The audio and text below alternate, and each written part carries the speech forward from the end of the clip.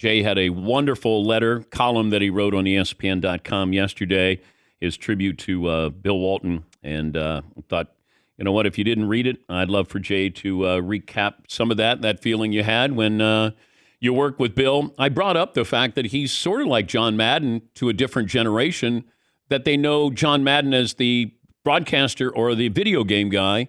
They didn't realize he was a Hall of Fame coach.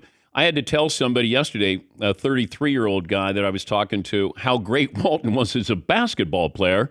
And they said, that guy was a great basketball. I said, yes, one of the greatest centers in college basketball history. How would you sum up working with Bill, Jay? A glorious adventure that every time you were around Bill, he made it about you. He made it a tremendous amount of fun.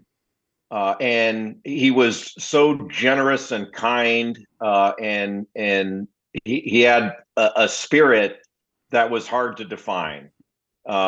You always wound up laughing.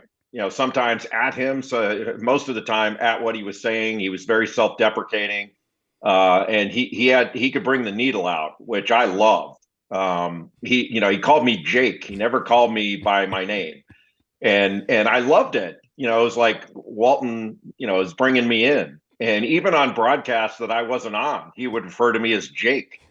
And some people got it, some people didn't.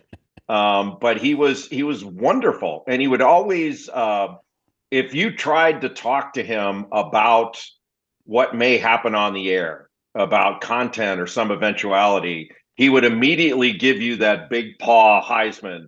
Save it for the air, Jake.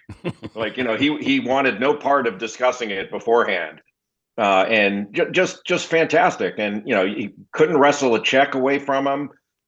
He was always interested. If you're sitting with him around a table, he was the guy everybody wanted to hear from, to hear his stories, his perspective. Because he lived such a rich life, basketball and otherwise. But he wanted to know about you and your family and your hopes and dreams and things like that. But he was genuinely interested. He was really a wonderful human being. And for me, growing up in Southern California, I idolized him. I first started playing basketball third, fourth grade. So he was National Player of the Year, and at UCLA, they were winning championships and all that. And when you meet your idol and he exceeds your expectations, that's got to be pretty rare, at least in my experience. And he exceeded every one of the expectations I had of him, which were really high.